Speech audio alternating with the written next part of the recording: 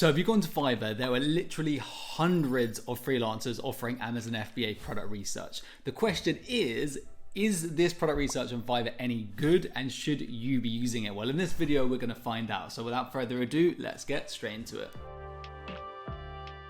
Okay guys, so what I did was a few days ago, I went over to Fiverr and then I searched for Amazon FBA product research. As you can see, there are loads of different freelancers that offer this service. So what I did was I found a freelancer who had really good reviews, and then I ordered 2 rounds of product research. So 2 winning products through this person. I paid £40 and then I waited. A few days later, I got sent the order. So what I did was I put out a video a few weeks ago of me giving my live review of that first product, the first product out of the 2. And to be honest, I was pretty let down. It turned out that the research had actually been done a year ago, and in general, it was really lacking much analysis, just not enough analysis to actually move forward or feel confident moving forward with the product idea. So what I want to do in this video is go through the second product, but I want to do it in a different way. Instead of just looking at the analysis that they've provided, I want to do my own analysis on this product, and I'm going to do it live with you on this video to see whether this product is viable or not, in my opinion. So let's see what product they suggested. Okay, so if we jump into the feedback sheet, I actually haven't looked at this yet, so this is the first time I'm actually looking at this as well. So very similar to the first product that I looked at in the other video. It's kind of laid out in the same way. They have some handover terms. Okay, here's the product. So it's an air fryer liner silicone. So a silicone air fryer liner. So basically, I guess, instead of putting your food directly into the air fryer or using a paper liner, I actually don't have an air fryer, so I don't know if this is a thing, but I guess you use a reusable silicone one. I guess that's the idea here. Let's see what else they've kind of provided. So they've provided some Jungle Scout data, a screenshot. They've provided some helium-10 data.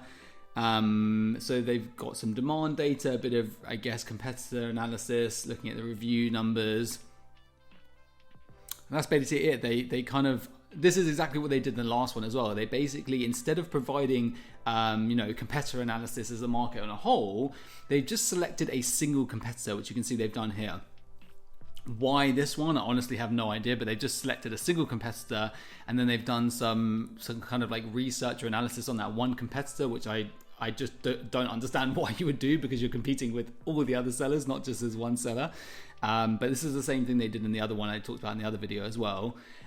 They've got a bit about sourcing, some rough pricing, some estimated shipping charges, some profit calculations at a 25% margin, which is not great. Some keyword analysis, and then kind of their verdict. So what I want to do in this video is I'm going to ignore everything that they've talked about here, and I'm going to do my own analysis. Okay, so the first thing you always want to do is you want to check that you have the main keyword for your product, because you want to be analyzing the main keyword, and the main keyword is the keyword that has the highest search volume, that is the most relevant for your product. So they're saying here that it's air fryer liner silicone. Oh, so let me copy that, and then I'll take it over to helium-10. Now that I'm in helium-10, I'm going to come down to the magnet tool, and then I'm just going to paste that main keyword in here, air fryer liner silicone, and then click get keywords. What the tool is going to do is it's going to show me all of the keywords associated with this first keyword, the seed keyword that I've put in, and then what I'm going to do is I'm going to sort the results by search volume and make sure that this is actually the main keyword, the keyword with the highest search volume. So I'm going to select organic match type only, then click apply filters, and then scroll down, and then I am going to sort these by search volume. So you can see air fryers liners silicone, the one that they said was the main keyword, only has about 8,000 monthly searches, but there's loads of keywords with higher search volume, so it's probably not the main keyword.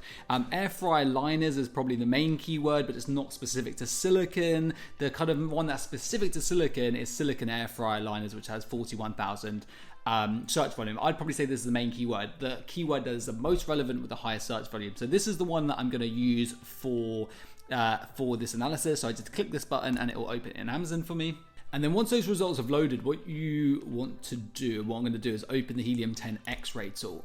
So This is going to allow us to analyze the market as a whole.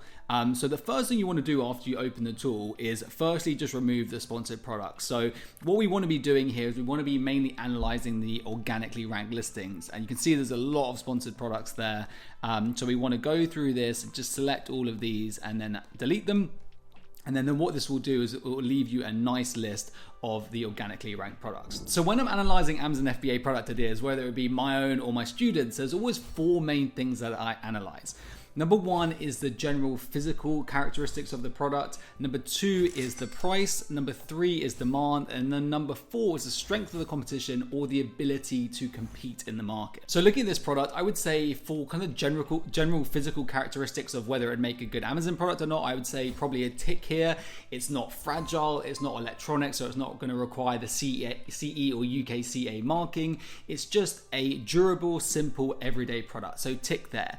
The next thing I would want to look at is pricing. So if we have a look at the pricing here and we look at this price column, you can see that the average selling price for this product is somewhere around kind of £6 to £9. There is a product here selling for £10, selling pretty well, but that's probably the kind of the highest selling price that's selling well. So I would say, yeah, about £6 to £10 for this product. Now, if you're an experienced seller that knows what you're doing and you can be very accurate with your profit calculations, then it's fine to sell a product under £10. I have 2 ASINs that I sell that are under £10. However, if you're a new seller, then I would generally recommend products that sell for this cheap because it means that you have a very small profit per unit, and therefore any small mistakes that you make when doing your profit calculations have a really big impact on your overall profit margin. So it's just quite risky as a new seller to sell products this cheap. So for me personally, the price is too low here. So next, let's look at demand. So what we really want to be looking for is we want to look for a few different things. Number one, we want there to be good, strong demand that's within our budget. We want that demand to be fairly evenly distributed across the top 10 listings so that we know that if we can get our product into one of those top 10 positions, it's also going to be performing as well as those sellers are performing. And finally, we want to look at the demand over time, and we want to make sure that the product's not seasonal, so it sells well all year round, and that ideally the demand is stable or ideally growing, and make sure that it's not declining. So the first thing I'm going to do here is go back to the Helium 10 magnet tool and have a look at some of the keywords. So this is a great indication of demand. You want to look for products that have a large number of different keywords that all have good search volume. So we can see here there are loads of different keywords that describe this product, and there's a lot of keywords that describe this product, and they have pretty good search volume. So there's really solid demand in terms of search volume across a lot of different keywords here. So that is a good indication to start off with. I then want to come back to the Helium 10 data and look at the revenue column here.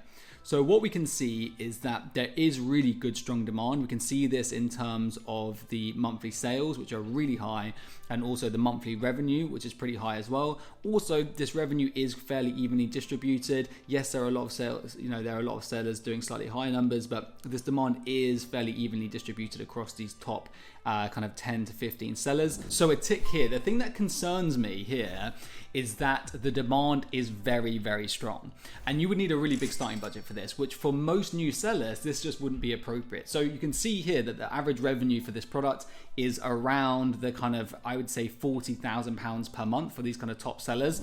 That would mean you would need a starting budget of around £40,000 to launch this product. So you can typically say that you need 1 times your starting budget. You need a starting budget of 1 times the product's monthly revenue for most products, roughly, to be able to launch it. So the majority of new sellers don't have £40,000 that they can invest into a new product. So for the majority of you watching, this would just be far too high demand.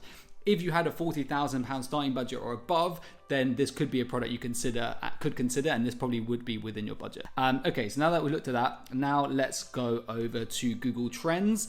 And what I've done is I've just searched air fryer liners, and I've just had a look at the search volume over the last 5 years. So I'm going to look at this on Google Trends, and then I'm also going to look at the search volume over the last few years on Amazon. And the reason for this is we're trying to work out, number one, whether the product's seasonal and which direction the demand's going in. Stable, increasing, or decreasing. So looking at this, we can see that search volume on Google kind of exploded around August 2022. That's probably when air fryers started getting big. You can see demand peaks in around December, January, over the kind of January time. and then drops a bit and then peaks again in January 2024. So let's see if we can see something similar here. So you can click on the search volume icon, and we can see again, same kind of thing. It peaked in January 2023 and then January 2024 again. So what I would say here is that what this kind of looks like to me is that even though it's not highly seasonal, this is still a seasonal product which peaks in January, probably because, thinking about it, I guess in January it's kind of a health product with air fryers. People in January have New Year's resolutions, they get to go to the gym more, so it's probably why there's these peaks in January. So a slightly seasonal product, something to bear in mind, but there's still good search volume during the rest of the year, so I would say not too much of a problem. Looks like demand is pretty stable otherwise. So overall, in terms of demand, it's definitely got a tick here, provided you have a big enough starting budget. That's the only red flag that I can really see in terms of demand. Next, what I want to do, and this is the kind of final stage in the process, is to assess the strength of the competition. So what we're trying to see is whether we can see weaknesses in the competition, gaps in the market, anywhere where we can actually fill those gaps, anywhere where we can actually do something better. And the idea is that to be able to launch a successful Amazon FBA product, you need to be able to launch something that's more desirable to the customer than what's out there at the moment. If you don't and you just launch exactly the same product that others are selling, why would a customer pick your product over the competitors when you have a lower number of reviews and you're probably selling at the same sales price?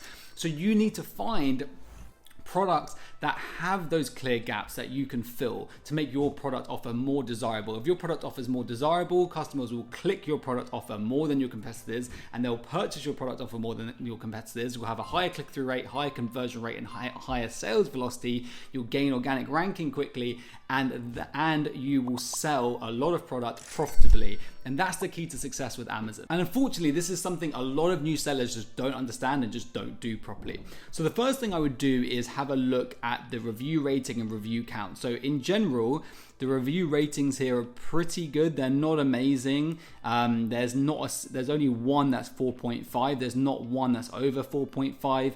So this is definitely a weakness here. The majority of sellers, in terms of the products they're selling, they don't have very high review ratings. So you could have a look through the negative reviews, see what people are complaining about here, and see if you could create an improved version. If you could create an improved version, which was consistently getting 4.7 average review rating and higher across the board, then that could be your way to compete. So that might be something worth looking into. Generally, when you're trying to compete on review ratings by creating a better product, you want to look for average review ratings a bit lower than this. If everyone has review ratings of 4 stars or below, then you coming to market and getting and your differentiating point being a product that has really good review ratings is going to be more noticeable when there's a bigger difference. So here, this could be an area of improvement, but it doesn't really stand out massively to me as one.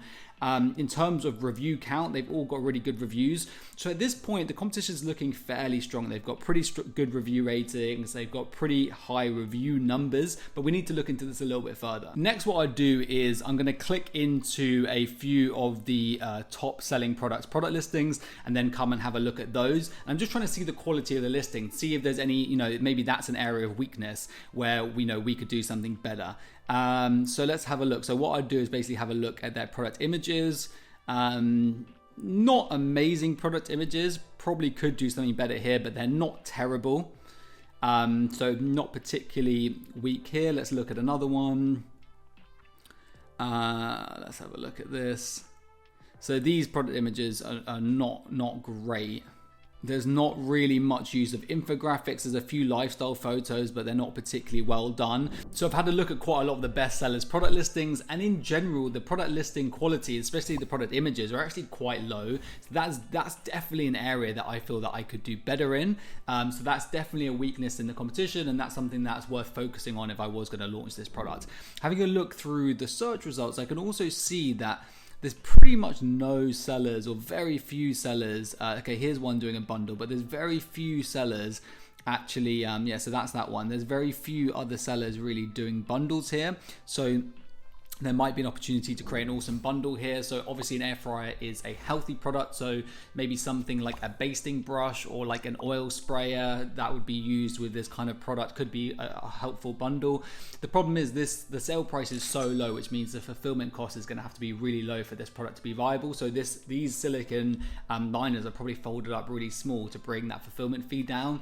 bundling with other products, especially bigger products, might bring up that fulfillment fee, which means you actually have to charge a lot higher. That would be my gut feeling here, and that's probably why not many people are bundling here, just because it would bring up your fulfillment fees a lot and mean that the price that you charge is going to have to be higher, making you less competitive. So bundling could be an option, but because the price is so low here, it might not be a viable option. So looking at this data, would I personally launch this product or not? Well, the answer to that is probably no.